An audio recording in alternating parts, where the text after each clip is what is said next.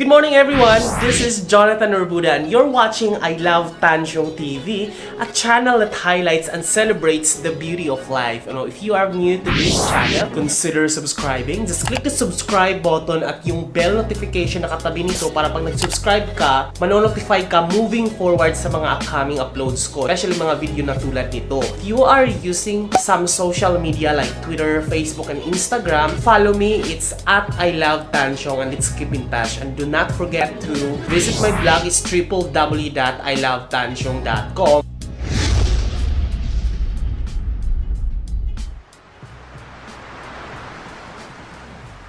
Thank you so much guys kasi talagang nagde-demand kayo ng mga micro-living tips, house rate, basta anything na content ko, video content na related sa micro-living, talagang pinapanood nyo at nag-fluctuate talaga ang mga viewership at engagement ng mga ganong video. And so today, another video. Hindi ako mag-house rate ngayon kasi hindi pa ako nakapag-edit ng house rate video, but keep subscribing guys kasi marami pa ako mga micro-living tips at mga videos na related na tulad nito ang i-upload ko moving forward. So subscribe kayo. So ngayon, excited ako kasi experience ko talaga ngayon guys. Na-experience ko ngayon. Isi-share ko sa inyo ngayon ang tips with related sa kuryente naman. So, I'm pretty sure na napanood niyo na yung mga tips para makatipid, di ba, ng kuryente sa previous vlogs ko. I-post ko yung link sa description down below para mapanood niyo yun. Pero ngayon kasi related sa kuryente to. Ako kasi alam niyo yun guys na lately kasi yung Meralco ngayon meron ng option na prepaid load. So, parang load siya na babayad ka muna bago mo magagamit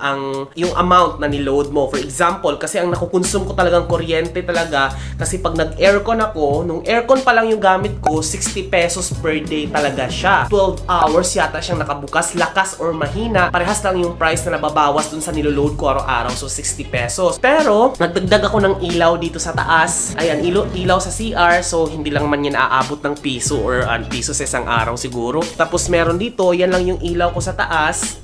Yan, so hindi rin siya aabot ng piso at hindi rin naman ako talaga nag 24 hours na naka-on yung ilaw kasi pumapasok naman ako, natutulog naman ako uwian. So yun lang, weekend lang ako maraming malakas kumain ng kuryente. And then I have my lamp here na yung in-unbox ko sa previous vlog ko. So description down below yung link para mapanood nyo to. So ito 24 hours to siya pero mahina lang yun naman yan.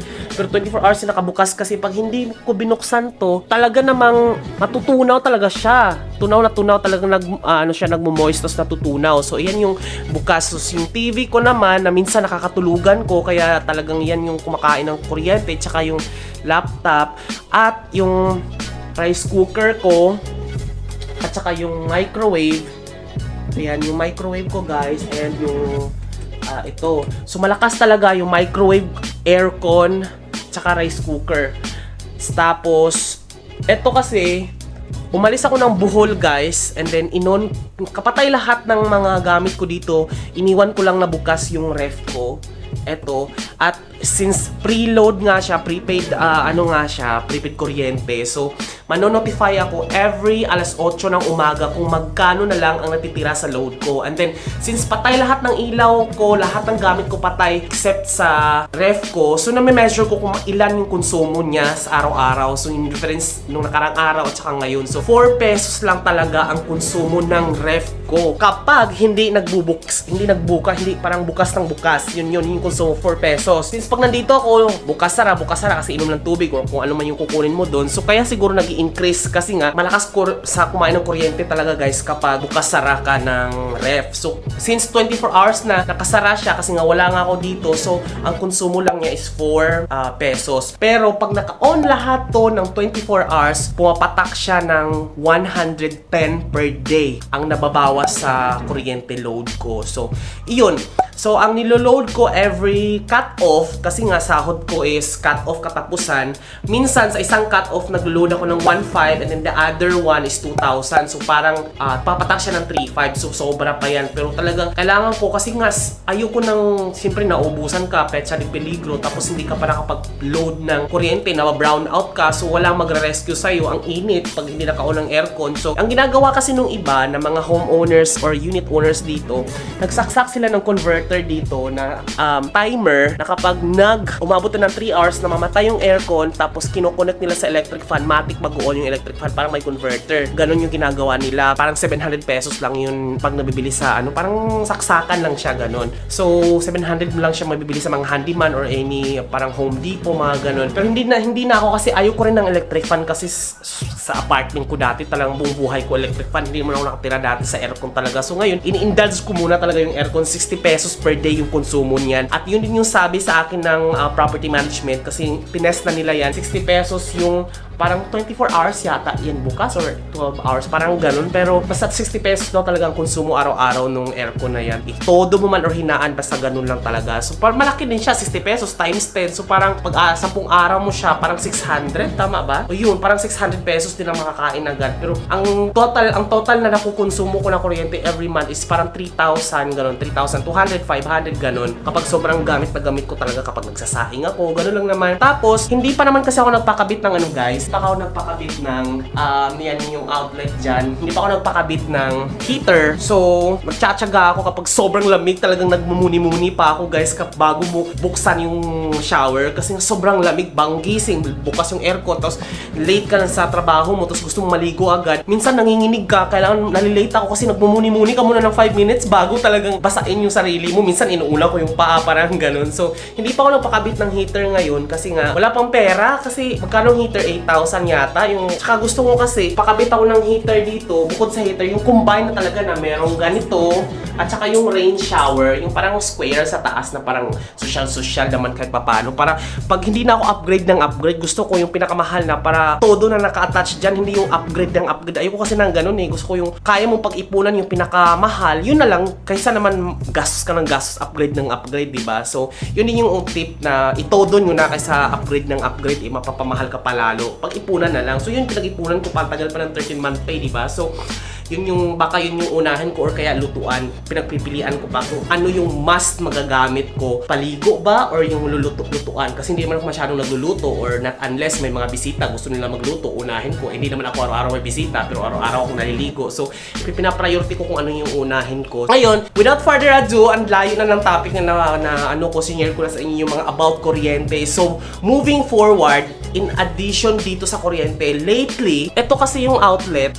nagulat ako 2 days ago, pagpasok ko dito, galing akong trabaho, inon ko yung microwave na nakalagay dito. Kasi itong microwave na to, dapat dito siya dati. Since pag kinuha ko kasi yung sabaw or anong initin ko, ang taas ng microwave, baka matapon pa saan. Kaya nilipat ko siya dito sa baba. Kasi saan ka ba nakakita ng microwave na nasa taas? Or kung nasa taas man, hindi masyadong hirap na hirap kapag kumuha ng sabaw na ininit kasi baka matapon sa'yo, kumukulo pa yun sa sobrang init. So kaya ko siya nilipat dito. So ito kasi, merong saksyakan siya dyan sa loob. Dyan yung pinakita ko din sa previous vlog ko. Para sa ref lang talaga siya. So ito nangyari last 2 days ago, guys. Gulat na gulat ako. Pasok ko, inon ko yung, naka-on kasi ng 24 hours yung yung ref ko. Kasi 4 pesos nga lang naman, diba sabi ko. Tapos, nag-init ako ng tinapay yata or ano ba yung ininit ko that time, kanin yata. Tapos inon ko, biglang nag-brown out. Pero naka-on lahat ng gamit ko, biglang nag-brown out. Namatay yung microwave. Tapos biglang may pumitik. Tapos, kasi ganito kasi guys, pag nasa condo living ka or kahit saang bahay ka, urban zone, for safety, merong tinatawag na ganito, breaker,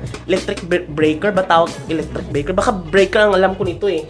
Tapos, ito kasi pag may ground or parang basta mo kung anong purpose ng breaker. Pag alam ko kasi dati sa probinsya, pag may kidlat, nag-o-off automatic yung breaker, parang ganon, or di kaya grounded, or di kaya may something na pumutok na, basta may something na mali doon sa current, automatic mamamatay ito para mapigilan yung sunog or anuman yung mga aksidente. So ito na nga, pag on ko, ayaw, Diyos ko, nagluluto, kumukulo-kulo na yung something or ano, yung sinaksak ko doon, namatay. So sabi ko, hindi, alam ko kasi kung saan yung ito, meron kasi mga switches dito kung para sa main ba, para sa convenience outlet, sa heater, sa aircon, merong mga ganyan-ganyan dito guys. Ayun, ipapakita ko lang sa inyo ha. Sa ref.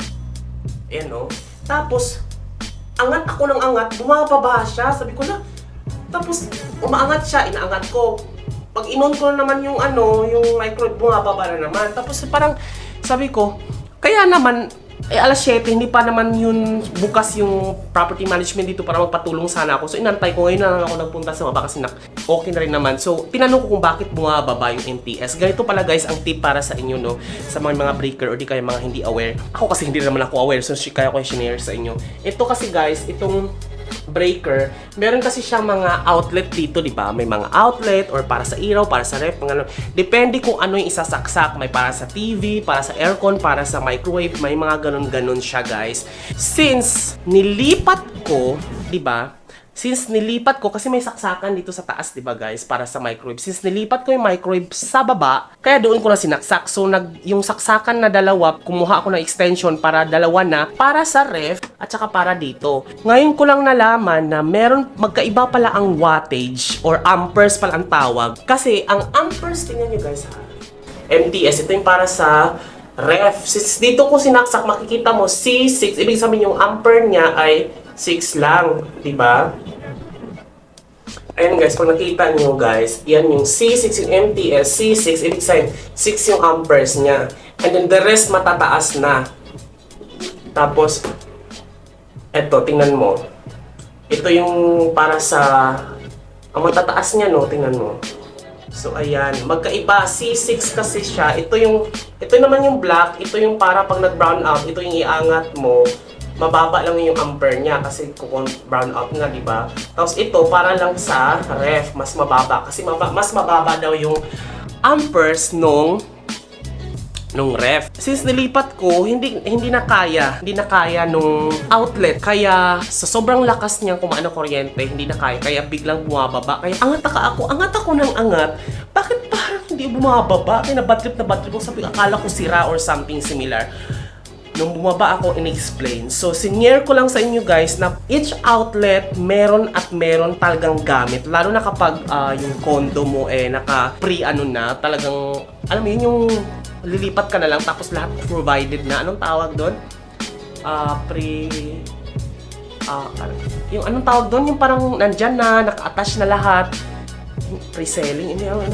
Comment down below guys kung anong tawag doon. Yung parang kompleto. Fully furnished pala ang tawag doon.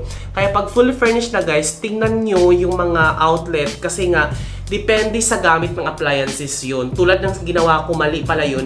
Nilipat ko ang microwave sa baba kasi ayaw ko ng microwave na sa taas. Ewan ko ba kung bakit ganito din ginawa nila. Wala namang microwave na nasa taas. Ang hirap. Nag-init ako ng munggo, talagang pagpuno yung ang hirap. Talagang baka matapon sa'yo, di ba? Hindi siya convenience at saka hindi siya safe. Bakit nasa taas? Kaya ko siya nilipat sa baba. Which is hindi naman po appropriate yung outlet para sa baba na tinabi ko sa ref. Kasi para sa ref lang talaga yun. Merong para talaga sa tamang appliances, ang tamang outlet. So yun lang, shinare ko lang sa inyo guys kung baka kasi magtaka kayo kung bakit biglang namamatay yung outlet or kung yun pala ang reason guys. So thank you so much for watching guys. Sana marami kayong natutunan itong random na video na ginawa ko, and if you like this video, give a massive thumbs up and subscribe. Do not forget to subscribe kasi nga mas maganda pag nag-subscribe ka kasi marami pa akong mga videos na gagawin tulad nito about micro living in the urban zone, kung paano ka makatipid or paano ka mamuhay na mas maganda kaysa doon sa malaking bahay, di ba? So, thank you so much guys. This has been Jonathan Norbura saying keep smiling because life is worth celebrating. If you have a lot of questions, comment down below. Bye!